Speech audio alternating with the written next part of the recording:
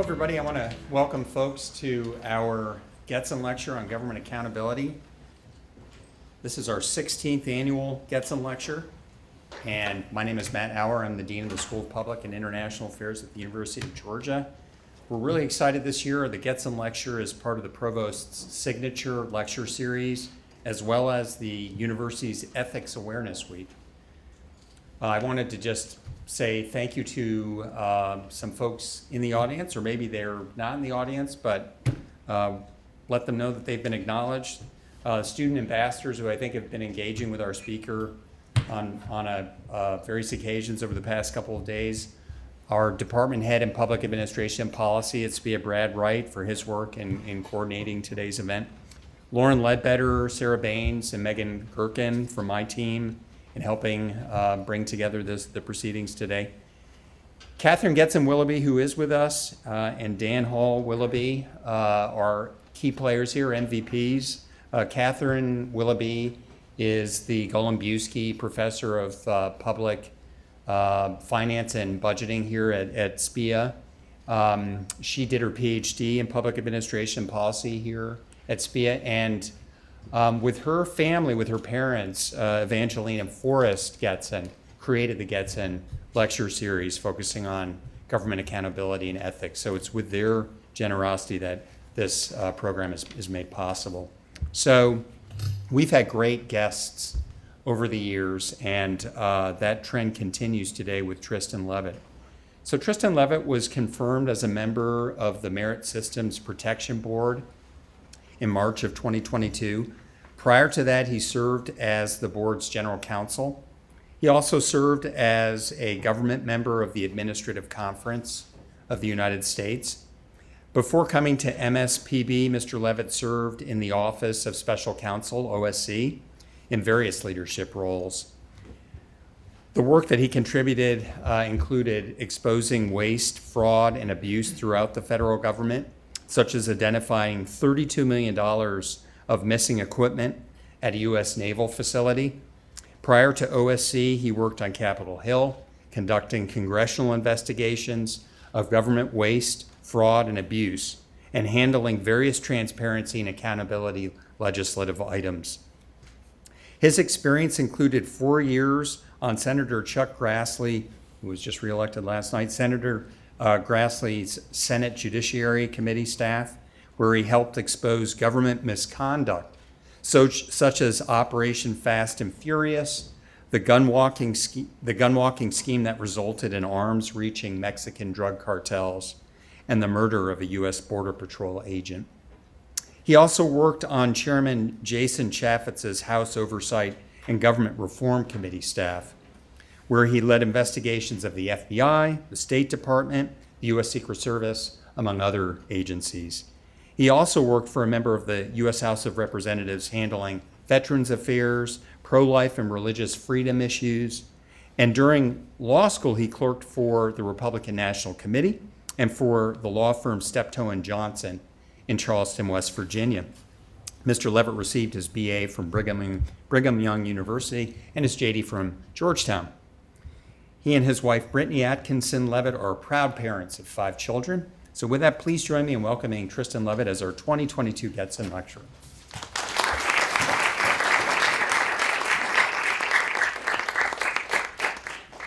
Thank you. It's an honor to have been invited to deliver the 2022 Getzen Lecture on Government Accountability. I want to thank the Willoughby family for making it possible. As in most things, I believe it's important to start with first principles. So I can't help but be reminded of a variation of a parable a motivational writer created in 1927.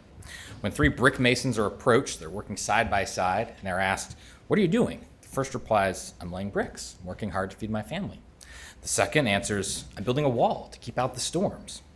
But the third responds, "I'm building a great cathedral to last the centuries." I feel like discussions of accountability in the federal government can often be fit into one of those 3 categories or 3 perspectives. Like laying bricks, a desire for accountability at any given moment is a natural and a good thing. Even more admirable to me is consistency across the desire for accountability over time and across different actors, like a wall or a roof that protects everyone equally from the elements.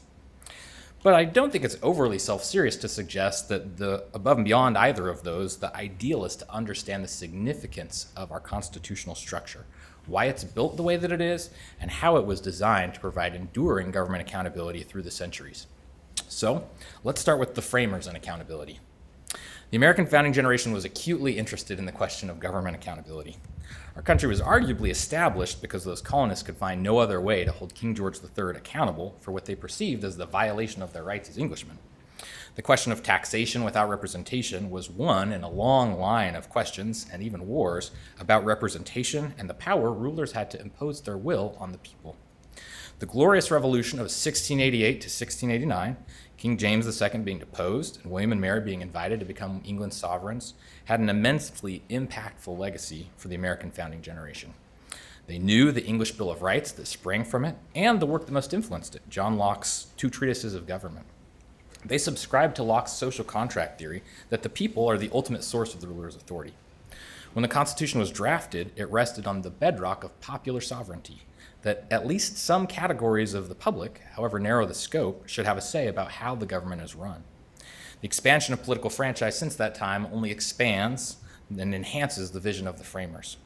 In a democratic republic, the consent of the governed is expressed by electing the president, vice president, and, as we've done in the last 24 hours, members of the House and Senate. But the framers didn't see elections alone as a sufficient mechanism of political accountability. Educated about the power struggles between the English crown and Parliament over the centuries, they needed methods that could work in between the elections. For this, the ideas of French philosopher Charles Louis II, better known by his title the Baron of Montesquieu, arrived with perfect timing for the devising of a new constitution.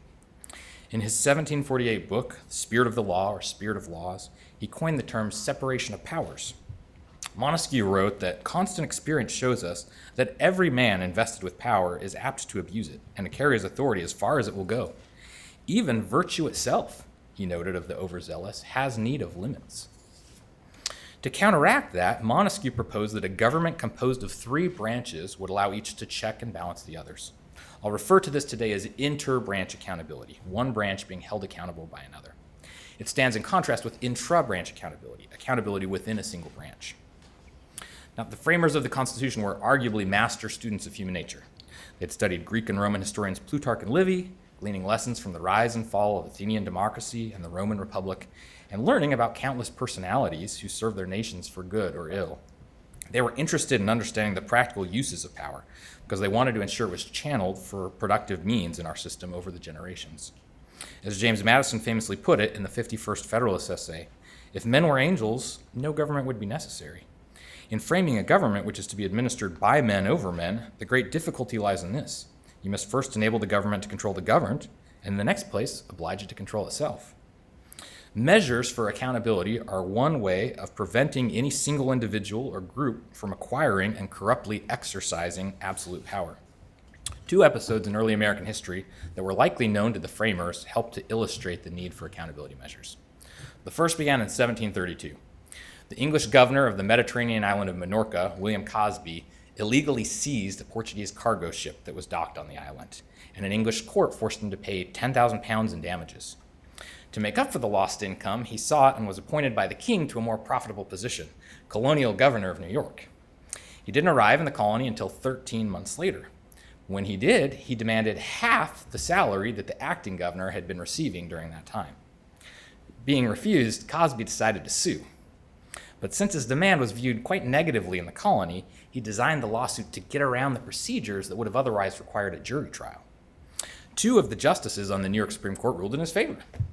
But Chief Justice Lewis Morris read a dissenting opinion saying they didn't have the jurisdiction to hold a trial without a jury. The furious Governor Cosby demanded a written copy of the dissent. So Chief Justice Morris arranged for publisher John Peter Zenger to print and distribute it publicly as a pamphlet. Cosby then retaliated by ending Morris's 17 years of service and appointing a loyalist as Chief Justice, which triggered a wave of opposition within the colony. Zenger continued to publish critical editorials, so Cosby had him arrested. When a grand jury refused to indict Zenger, the colonial government charged him with seditious libel, which meant provoking discontent with the government. This was a crime for which telling the truth was not a defense at the time. At the 1735 trial, however, the jury of Zenger's peers deliberated for just 10 minutes before returning with an acquittal verdict, one of the first examples of jury nullification in American history. Chief Justice Morris's great-grandson was Gouverneur Morris, who would write the preamble to the U.S. Constitution. After the Constitution's adoption, he wrote, "The trial of Zenger in 1735 was the germ of American freedom, the morning star of that liberty which subsequently revolutionized America." The second episode began during the American War for Independence. In December 1775, the Continental Congress appointed slave trafficker Isaac Hopkins as commander-in-chief of the colonial navy. He earned some controversy first by disregarding orders from Congress, for which he was censured. But then in February 1777, Commodore Hopkins again disregarded orders from Congress. 11 of his crew members signed a petition alleging that Hopkins' quote, "character is such and that he has been guilty of such crimes as now render him quite unfit for the public department he now occupies." The sailors also accused Hopkins of treating British prisoners in a barbarous manner. One crew member was selected to deliver the petition to Congress, which meant deserting his post. Yet all the men on the ship knew the risk in signing the petition against Commodore Hopkins. His brother was a former governor of Rhode Island who had signed the Declaration of Independence and until recently had served in the Continental Congress on, you guessed it, the Marine Committee. Sure enough, Hopkins learned of the petition, held a court-martial, and dishonorably discharged the petition's organizer. Meanwhile, Congress suspended Hopkins while it initiated an investigation. When he was later formally removed, Commodore Hopkins responded by suing the petition signers for libel, which led to 2 of the sailors being arrested in Rhode Island. They wrote to Congress asking for help, and Congress responded by authorizing the payment of legal fees for the men in their trial. The July 30th, 1778 resolution, which has become the basis for our modern National Whistleblower Day, also stated, "Resolved that it is the duty of all persons in the service of the United States, as well as all other inhabitants thereof, to give the earliest information to Congress or any other proper authority of misconduct, fraud, or misdemeanors committed by any officers or persons in the service of these states, which may come to their knowledge." Both of these episodes involved individuals abusing their power. Although prior to the drafting of the Constitution, both episodes also demonstrate inter-branch accountability to some extent, the first between an executive and the court, and the second between the military and the legislature. As I speak more about both intra-branch and inter-branch accountability today, I'll focus particularly on accountability within the executive branch. The framers dedicated the first article of the Constitution to defining the powers of the legislative branch, which was the most responsive of the 3 branches. But in Article 2, the framers gave the executive and those serving him the responsibility to take care that the laws are faithfully executed. In the modern era, a massive federal bureaucracy has arisen, ostensibly to fill that role. The executive branch is where the most personnel, money, and programs reside or are administered in our national government. It's the branch American taxpayers are most likely to interact with year in and year out. So focusing just on personnel, as of 2020, the executive branch comprised some 2.2 million federal civilian employees, an additional 1.4 million active duty military personnel, and over 500,000 employees of the quasi-federal U.S. Postal Service. If you add 5 million contract employees and 1.8 million grant employees, that's 10.9 million individuals. And those contract and grant numbers were before the pandemic, with its nearly $6 trillion in COVID-19 spending and grants. Given the behemoth size of the federal government, it's no wonder that reams and reams of paper have been written about the challenges of bureaucratic responsiveness and accountability. The biggest growth in the federal civilian workforce was between 1932 and 1945, a combination of President Franklin D. Roosevelt's New Deal and World War II. In just those 13 years, the U.S. government went from 500,000 employees to 3.5 million employees, a 7-fold increase. In other words, the number of employees doubled again, and almost doubled a third time. Ultimately, it dropped down to the relatively level 1.5 to 2.2 million that we've ranged between subsequently. Inevitably, the development of such large organizational charts and overlapping or unclear responsibilities, especially in or between new or existing agencies, made government accountability extremely difficult. An anecdote that I love is during the 1952 election campaign, when President Harry Truman famously told someone what he thought General Dwight D. Eisenhower would face if he were elected president. He'll sit here and he'll say, "Do this, do that," and nothing will happen. Poor Ike, it won't be a bit like the Army. He'll find it very frustrating. To the extent what President Truman described as an individual problem and not an organizational one, it potentially highlights two issues. The first is one of political accountability. As I discussed a few minutes ago, this was the great organizing principle of the Constitution. The political accountability of senators and representatives through elections influences what laws Congress passes for the chief executive to administer. A given Congress may pass a multitude of laws or just a handful, but the executive branch has to determine how to enforce the entire United States Code. Presidential election campaigns are thus enormously consequential. After all, the president and vice president are the only officials in the executive branch for whom the people get to formally express their will, not cabinet secretaries or their many deputies, not senior executives or board members, not the civil servants staffing the bureaucracy. It's been said that personnel is policy, and nowhere is this more true than in government.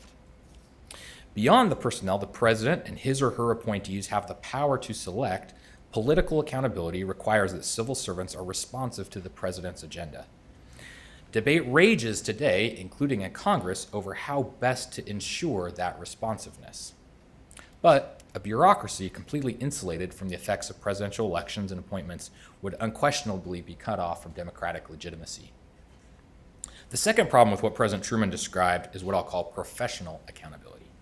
That's an outgrowth of professional responsibility. That's the obligation that every employee everywhere has to serve there and represent their employer well. If I'm a McDonald's employee, but I don't do my work, or I'm perpetually rude to customers, or I blatantly disregard company policy, there can be consequences for my employment, up to losing my job. We expect all government employees to be professionally accountable, from the most senior to the most junior. Generally speaking, professional accountability for federal employees is the business of the Merit Systems Protection Board, on which I serve. So I'll focus mostly today on that topic. I'll start with how it's achieved intra-branch.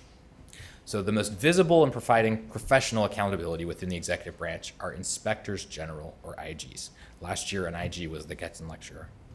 The IG concept originated in the 1600s as someone outside of the military chain of command who could assess and investigate the effectiveness of the organization. The Continental Congress approved such a position for the American Army in 1777, while it was in the process of investigating Commodore Hopkins. In modern times, the Inspector General Act of 1978 established IGs at each of the major departments then in existence. While there are some continuing changes that are necessary, such as strengthening the mechanisms for inspectors general themselves to be held accountable, the IG model has generally been an important component of intra-branch accountability for the past 45 years. Although inspectors general simply make recommendations to their department or agency and don't have the power to discipline in the departments they oversee, good IGs identify not just programmatic flaws, but individual accountability. After all, when money is wasted, programs mismanaged, or authority abused, it's individuals who should be held responsible. But doing so can be one of the most difficult tasks in government. Now, it wasn't always this way. So we're going to step back in time to the Pendleton Act of 1883. The Pendleton Act established the modern system of civil service with admission through competitive examination. But besides stating that no covered employee would be removed or otherwise prejudiced for political reasons, the Pendleton Act had no restrictions on removals or process for aggrieved employees. As the foremost historian of the civil service, Paul Van Riper, noted in 1958, this aspect of civil service reform has been widely misunderstood. It continues to be misunderstood today by many of those who invoke the Pendleton Act's legacy. Contrary to popular impression, the modern system of removal protections and employee appeals is also of thoroughly modern vintage.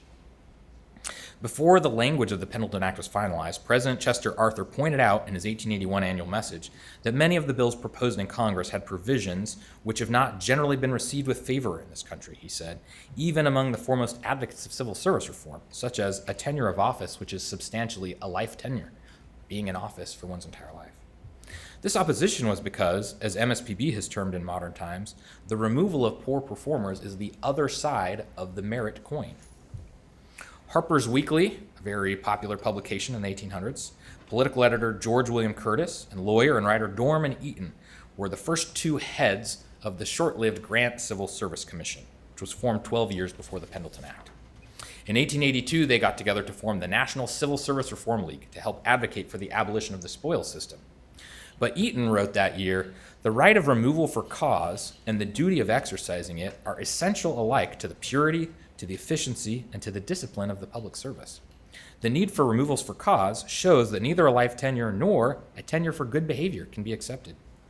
Eaton would draft for Senator George Pendleton the bill passed into law, and after its passage, he became the first chair of the statutory Civil Service Commission, which is the predecessor to my current agency. Curtis, in his capacity as Reform League president, added in 1883, "To the whole system of removal by lawsuit we are resolutely opposed. Having annulled all reason for the improper exercise of the power of dismissal, we hold that it's better to take the risk of occasional injustice from passion and prejudice, which no law or regulation can control, than to seal up incompetency, negligence, insubordination, and every other mischief in the service by requiring a virtual trial at law before an unfit or incapable clerk can be removed. As Curtis reportedly happily expressed it on other occasions, if the front door is well guarded, the back door will take care of itself." Now, to be fair, the original reformers somewhat failed to anticipate how the true growth of the classified civil service would actually come about. When the Pendleton Act was passed, it only applied to just under 14,000 employees, which was about 10.5% of the federal civilian workforce. Within 20 years, that civil service would grow to encompass 50% of the workforce, largely through a practice known as blanketing in employees. Blanketing in was when a president would designate a position as part of the civil service, but the requirement for competitive examination only applied to future office holders, not those blanketed in. So, for example, when President Grover Cleveland, who was the first Democrat in the White House in 24 years, lost the 1888 election, he used his authority to blanket in some 11,000 of his appointees as members of the classified civil service, nearly doubling its ranks. Ensuing presidents followed suit. Historian Carl Russell Fish's wry observation in 1904 resonates still today. When the opposition party comes to power and finds its opponents securely lodged in offices which had been patronage, and from which its own members may have been but recently expelled, a severe strain is put upon the morality of civil service reform.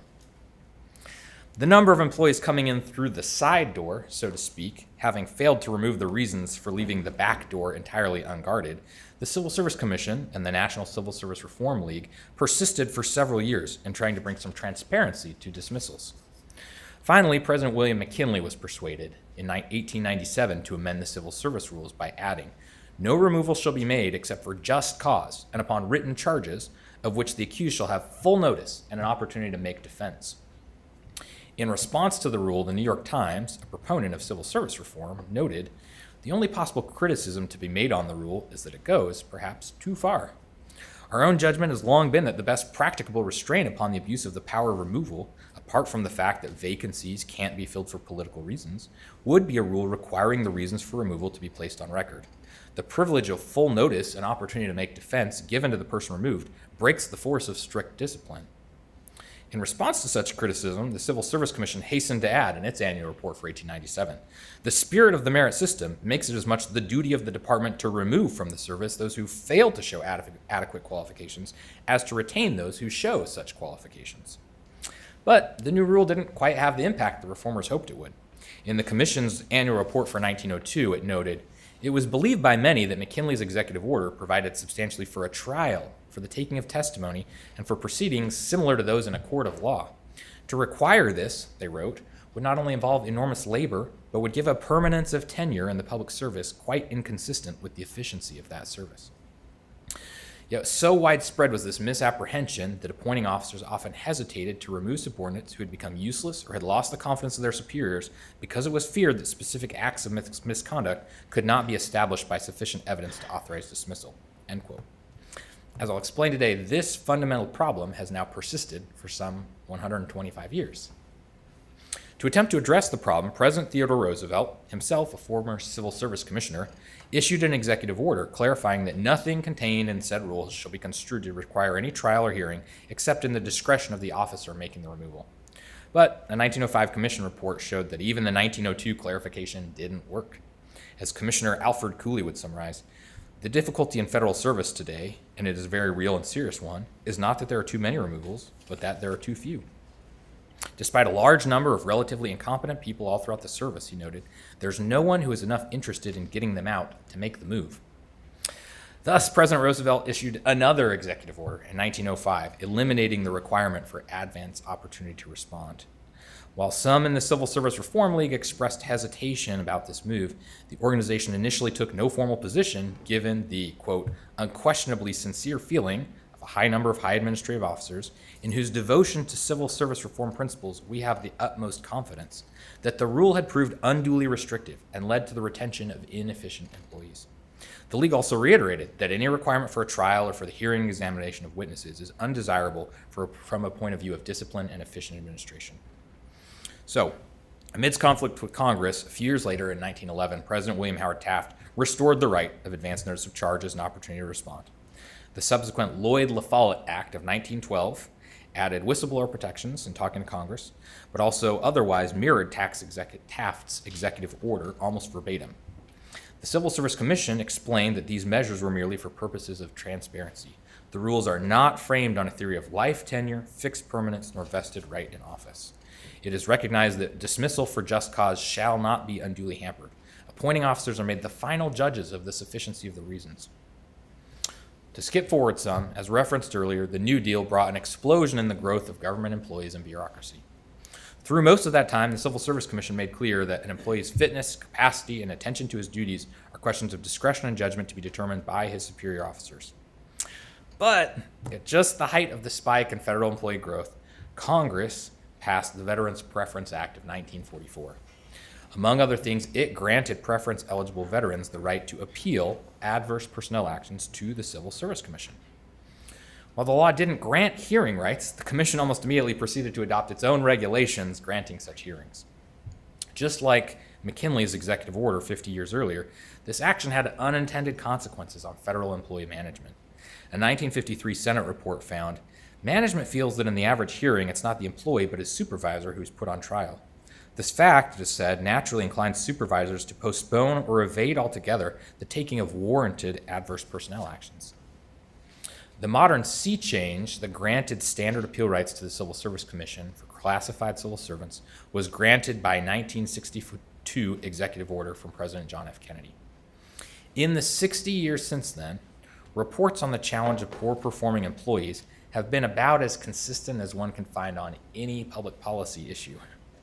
As John Macy, the chairman of the Civil Service Commission under Presidents Kennedy and Johnson, and the vice chair of Kennedy's 1961 task force, wrote in 1971, virtually every roundtable discussion of problems facing public managers will quickly turn to the inability of the manager to discipline or to dismiss those who have ceased to be productive or constitute chronic supervisory problems. The processes of discipline and dismissal are indeed difficult to traverse. They're long and complicated. Ultimately, Macy concluded, the institution of tenure, the very thing warned about by the original civil service reformers, throughout American society may very well produce a condition of excessive employment security. When Georgia Governor Jimmy Carter was elected president, he established a task force to examine this important issue. Under the direction of the chairman of the Civil Service Commission, the resulting Personnel Management Project produced a 255-page report. That report readily conceded the problems that had resulted since 1962. As it convincingly explained, when incompetent and unmotivated employees are allowed to stay on the rolls, it is the dedicated and competent employees who must carry more than their share of the load in order to maintain service to the public. It's the public which suffers. The opportunity for more effective service to the public is denied by a system so tortuous in operation that managers often regard it as almost impossible to remove those who are not performing. More specifically, the report found, the basic problems lie in the appeals processes, which are so long and complicated that employees are confused about them, while managers are intimidated and often hesitant to initiate action to remove the incompetent. Appeals added to the normal procedures for discharging and disciplining employees can stretch out the discharge process to incredible lengths and make it extremely complicated for all concerned. The manager in an appeal carries the burden of proof to show why the action wasn't arbitrary, capricious, retaliatory, or discriminatory. The manager suddenly is on trial, and his or her judgment is under severe attack, no matter how fairly the manager has proceeded. Managers embroiled in appeals often find that these processes consume all their time and attention to the detriment of all other work. The manager must have precise records to substantiate the action against the employee and must proceed with precision right through many steps over a long period of time, or lose a valid case on procedural grounds and be stuck with the unsatisfactory employee. Because of these hazards, some managers simply avoid taking necessary actions to discipline or discharge employees in the first place. They just find ways to work around unsatisfactory employees, or they hope the employee will go somewhere else to work. Failure to fire an employee who is clearly not performing or is disruptive has a devastating effect on the morale and productivity of the whole work unit. End quote. So as a result of that report, this group produced draft legislation, the Civil Service Reform Act, that attempted to strike a better balance than the 1962 executive order. It made it easier to remove poor performers. It also granted a statutory right of appeal to a new Merit Systems Protection Board, successor to the Civil Service Commission. In a press conference announcing the draft bill, President Carter declared of the difficulty in removing federal employees. You can't run a farm that way, you can't run a factory that way, and you certainly can't run a government that way. We've lost sight of the original purpose, which was to reform merit. In both his press conference and in a message transmitting the bill to Congress, Carter cast the issue in terms of public confidence. We have to recognize that the only way to restore public confidence in the vast majority who work well is to deal effectively and firmly with the few who do not. After all, he said, taxpayers who work hard for their money want to see it spent wisely.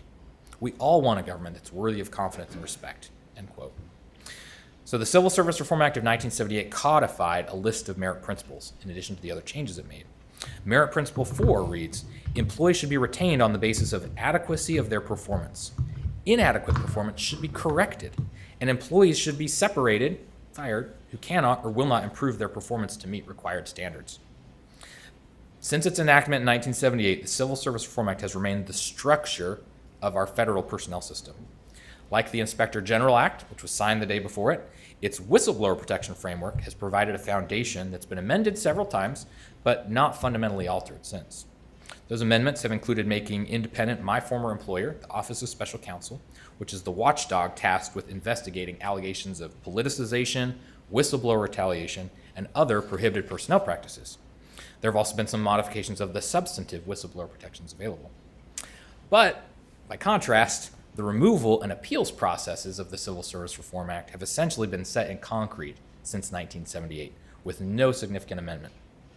And despite the thought that went into crafting the law's attempted solution to the removal problem, there's been significant critical recognition that it simply has not worked. An MSPB study found in 1995, experience over the last 15 years shows that the Reform Act's goal of making it easier for managers to remove poor performers from the federal workplace has not been achieved. Our findings demonstrate the need to correct the imbalance between the forces discouraging supervisors from firing poor performers and the near total absence of forces encouraging them to act. It's clear that a better balance needs to be struck between safeguards protecting employees from arbitrary dismissal and the flexibilities needed for the government to manage its workforce effectively. Failure to strike this balance is a failure of Merit Principle 4, a critical component to a truly merit-based system. In 1990, the Office of Personnel Management estimated that poor performers in the federal workforce constituted only 3.7%, still more than 67,000 employees. This was significantly lower than MSPB's estimate, based on a survey it took the next year, which was that 14.3%, or about 1 in 7 federal employees, underperformed. But even an OPM study, they found that only 7.5% of managers with underperformers attempted to fire those employees. And of those, 77.8% reported that their effort had no effect. Whether the true number of poor performers matched MSPB's 308,000 or OPM's 67,000, in fiscal year 1999, there were only 159 removals for poor performance in the entire federal government. Those numbers remain representative. In 2013, the Government Accountability Office found that there were only 259 removals for poor performance. My personal experience is that to almost anyone who's been a manager in the federal government, the 1978 Personnel Management Project's description of the challenges rings just as true today as it did 45 years ago. Public management expert Don Kettle said in an interview just last week, "The civil service system is not working well. I've talked to so many senior feds who will say off the record, I had a case of somebody who was a poor performer and I spent years trying to deal with the problem, or had to spend years dealing with that person causing mischief inside my agency. And the frustration of being able to get rid of people like that is something that remains an enormous problem for everybody who works inside the federal government. It's very difficult for managers to really get the guts up to be able to address poor performers. It's so easy to simply drift along and deal with the consequences, he said. It's abundantly clear that hardworking, successfully performing federal employees are hungry for poor performers to be dealt with effectively. As the 2003 Volcker Commission report noted, federal employees resent the protections provided to poor performers among them who impede their own work and drag down the reputation of all government workers. Beginning in 2002, the Office of Personnel Management began administering a regular survey, government-wide, called the Federal Employee Viewpoint Survey. In the initial 2002 survey, out of 88 questions, the single most negative response came to the question of whether steps are taken to deal with a poor performer who cannot or will not improve in their work unit. 46% disagreed with this statement, while only 25% agreed. Since then, disagreement with that statement has consistently hovered above 40%, making it one of the two highest negative responses every single year. Meanwhile, from 2002 to 2017, the number who agreed that those steps were taken only exceeded 30% once, and even then only at 32%. Interestingly, in 2017, agreement was still the lowest number in the survey, but it jumped to 42%. Other questions have changed rankings from year to year, but this question tells the most consistent story over 20 years of Federal Employee Viewpoint Survey administration. Now, without question, changing the practice and even culture of managers in the federal government would undoubtedly make an enormous difference on this issue. Even at the most simple level, several MSPB and Government Accountability Office reports highlight that federal agencies need to do a much better job of using employees' probationary periods, so the first year or two after they're hired, as the final stage of merit-based hiring assessment. Appeal rights don't apply within that period. Under existing authorities, agencies could clearly reduce the need to deal with poor performers if they simply used the full process, including the probationary period, to hire good employees to begin with.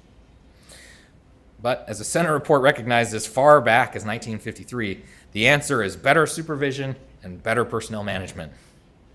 At a certain level, recognizing that literally generations of federal managers have struggled with the same issues, it begs for at least some further variables to be changed.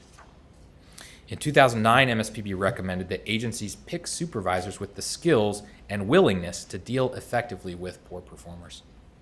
In 2018, a coalition of government managers suggested that since too often those promoted into managerial roles don't actually wish to manage people, and indeed often lack the political, negotiation, and interpersonal skills necessary to do so, the single most important thing Congress can do to alter the trajectory of leadership and management practices in the federal government, they said, is to invest in the intentional cultivation of leaders at all levels.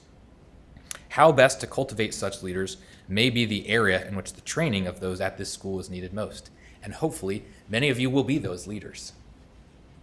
Unfortunately, the challenge of removals is but one of many problems plaguing the federal human capital system.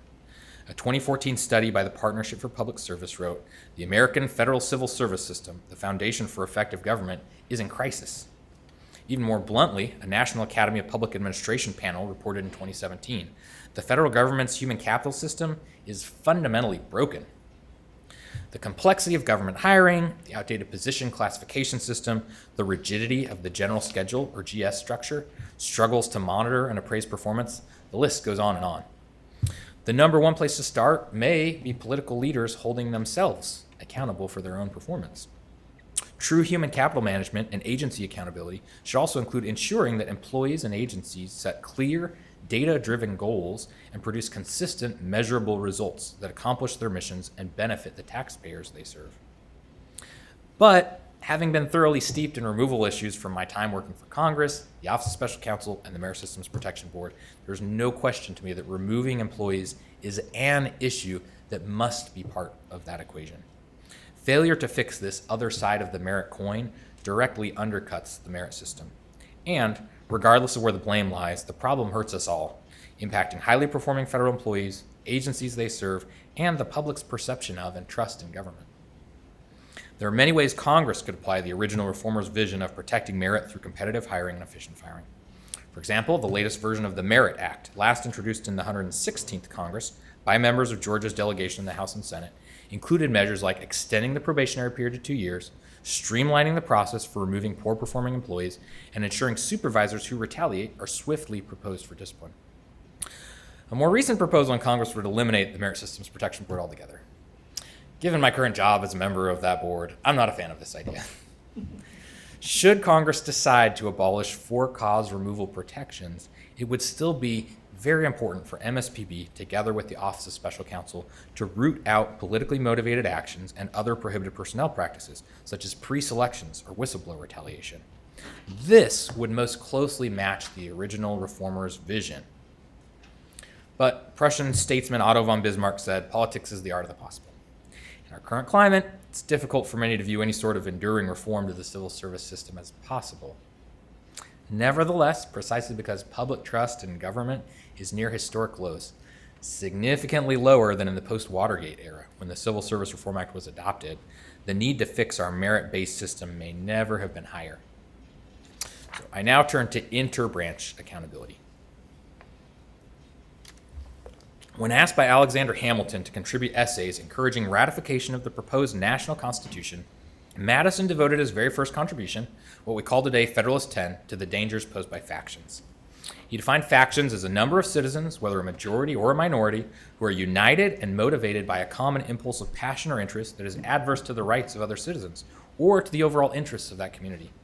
He concluded, a zeal for different opinions concerning government and many other points, an attachment to different leaders ambitiously contending for preeminence and power, have in turn divided mankind into parties, inflamed them with mutual animosity, and rendered them much more disposed to vex and oppress each other than to cooperate for their common good. Much of Federalist 10 is based on Madison's assumption that factions would involve elected officials, but his descriptions could apply just as well to those not subject to such direct political accountability. As mentioned earlier, a major component of Madison's solution was gleaned from Montesquieu. That solution was to combine the separation of powers with other checks and balances, such that power would be a check to power, and no single faction would likely amass all power. As Madison took pains to explain in Federalist 48, this was not a pure separation of the traditional spheres of power, but rather a blending of powers and responsibilities between the branches. The structure of the Constitution is ingeniously designed to ensure inter-branch accountability. For example, as mentioned earlier, although the President has the power to nominate officers of government, the Senate must consent to the nominations. Congress doesn't have the authority to manage those officials or their subordinates, but if necessary, it can remove them through impeachment. Madison noted that separating the power to create offices from the authority to appoint officers was one of the best securities against tyrannical powers, and the protections work both ways. Because elections regularly ensure that members of Congress remain politically accountable, many of the Constitution's provisions are mechanisms for helping Congress, in turn, ensure the accountability of the executive branch. For example, the Constitution requires that Congress approve the appropriation of tax dollars that fund the operation of executive branch departments and agencies. As discussed, laws must be passed by the executive branch and by the legislative branch, and the executive branch is then to carry out those laws. As the Supreme Court held earlier this year in a suit led by my adopted home state of West Virginia, the Constitution requires that on major political or economic questions, the executive branch receive clear legislative authorization from Congress before acting. Congress also has an inherent right to investigate executive branch operations to help it make informed decisions about future appropriations of money and new laws it might want to enact. So, Congress's investigative authority is a key to ensuring that the other constitutional checks and balances function properly. What might that look like in practice? I will provide a couple of examples from congressional investigations I've been a part of and thus can speak most knowledgeably about. On June 27, 2013, President Obama nominated Alejandro Mayorkas, then Director of U.S. Citizenship and Immigration Services, to be the second in charge of the Department of Homeland Security. Within days, multiple whistleblowers came to us from Citizenship and Immigration Services on Senator Grassley's judiciary staff. They alleged that Mayorkas had personally intervened in agency processes to benefit politically connected individuals within the EB-5 Immigrant Investor Program. What's more, they said Mayorkas was currently under investigation by the Homeland Security Inspector General because of it. Ignoring two letters Senator Grassley wrote him about the issue, Mayorkas made only a generic denial of the allegations at his nomination hearing 2 weeks later. This spurred whistleblowers to send us documentation showing some of his inappropriate intervention, but Mayorkas ignored follow-up letters on that too. Senator Grassley shared the information and documents with all his Senate colleagues, calling for them to at least wait until the Inspector General finished its report before voting on Mayorkas' nomination. Nevertheless, after a rules change lowering the filibuster threshold for presidential nominees, Mayorkas was confirmed as Deputy Secretary in a straight party line vote 5 days before Christmas. He was, at least as far as we could tell, the first sitting government official under Inspector General investigation to ever be confirmed to another post in the federal government. Congress had wasted its best constitutional accountability mechanism by consenting to Mayorkas' nomination. The Inspector General didn't issue his report until March of 2015, 15 months after Mayorkas' confirmation, and 2.5 years after his office opened the investigation. The IG report substantiated our findings that Mayorkas inappropriately played political favorites. It documented that in at least 3 separate instances, Mayorkas' intervention with career staff on behalf of the politically connected changed the outcome in those matters. The Inspector General found that Mayorkas' actions violated longstanding agency policy, as well as new guidelines Mayorkas himself had emailed to the entire agency at the beginning of his term. His only response to the IG was, as director, the policy and guidelines didn't bind him. Nevertheless, Mayorkas was never disciplined. A press release from Homeland Security Jay Johnson said he discussed the report with Mayorkas. Today, Mayorkas serves as the Secretary of Homeland Security. Despite the lack of real accountability, I'm incredibly proud of the whistleblowers who helped bring transparency to Mayorkas' actions. Notwithstanding the risks to their careers, the Inspector General report found that the number and variety of witnesses in its investigation was highly unusual who came forward to blow the whistle on Mayorkas. Interbranch transparency can sometimes lead to personnel accountability, changes within the executive branch. Another congressional investigation is a case in point. In the fall of 2009, agents of the Bureau of Alcohol, Tobacco, Firearms, and Explosives working in Phoenix, Arizona, received a tip from a gun dealer that 4 men purchasing large numbers of AK-47s in cash seemed suspicious.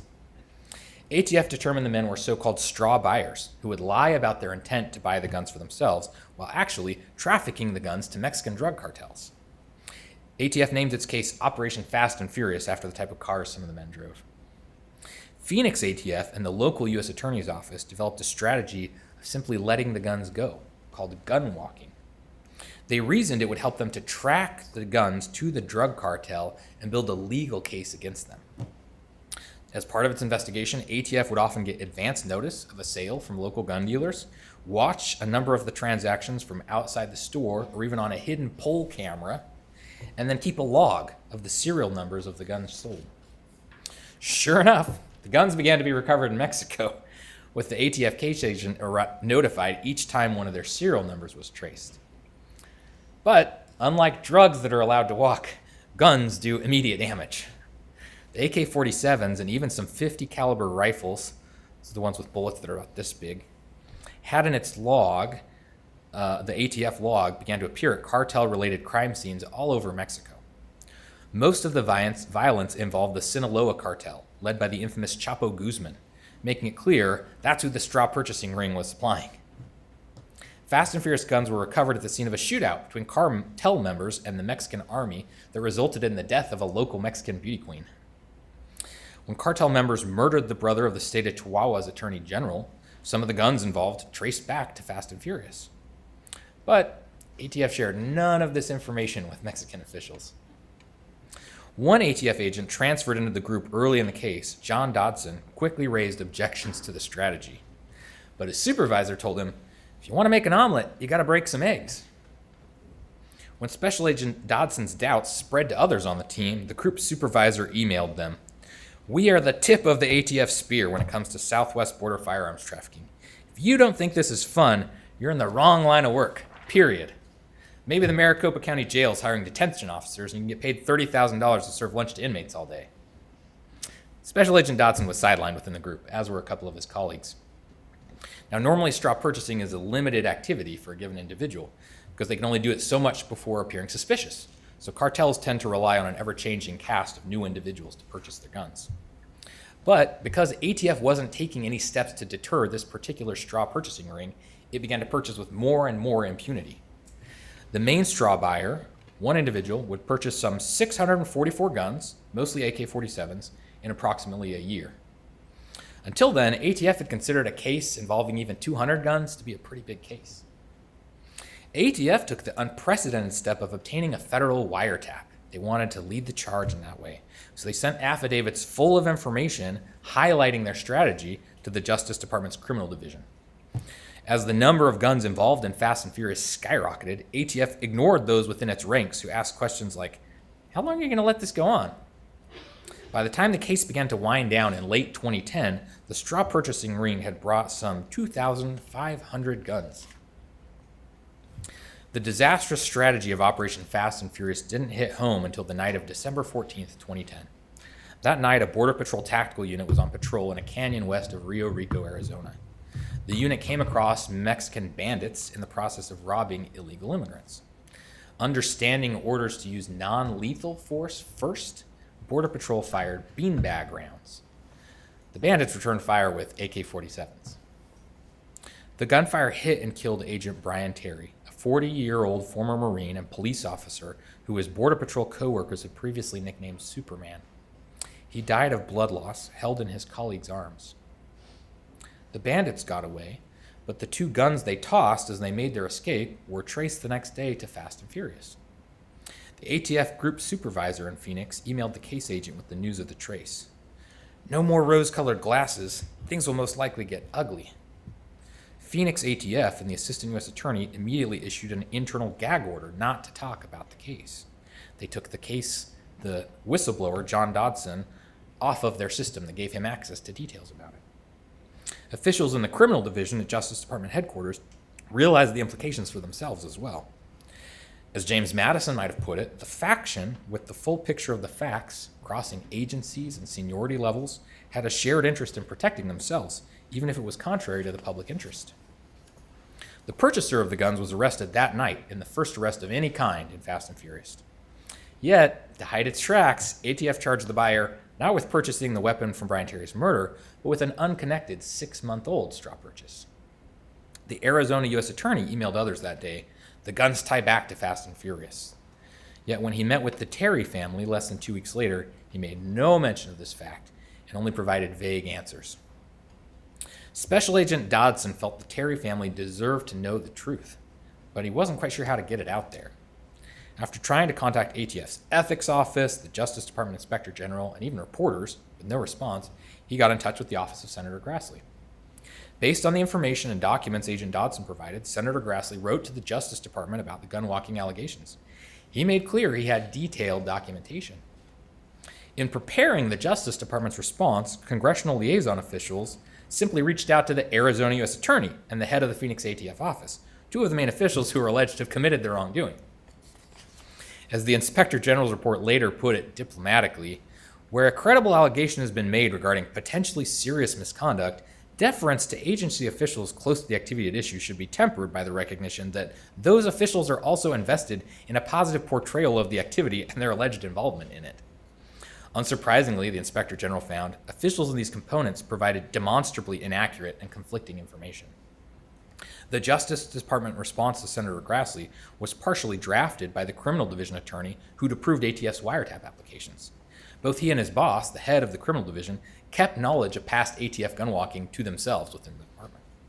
Thus, the Justice Department's letter responding to Senator Grassley categorically denied ATF gunwalking. This caused Special Agent Dodson to feel like he had no choice but to go public. He courageously agreed to an interview with CBS investigative reporter Cheryl Atkinson, which appeared on the CBS Evening News. Even then, the Justice Department doubled down on its denials in a letter a month later. Much of the subsequent congressional investigation was widely reported at the time. We were joined in the investigation by House Oversight and Government Reform Committee Chairman Darrell Issa, who had subpoena power while we were in the minority in the Senate. Ultimately, the Justice Department withdrew its inaccurate letters. A year later, the Inspector General report vindicated the findings of our congressional investigation. Based on its findings, a number of ATF officials were proposed for removal. Most were mitigated down to suspensions. But virtually all management officials in the chain of command for Fast and Furious were ultimately replaced, from the assistant special agent in charge in Phoenix up through the director of ATF.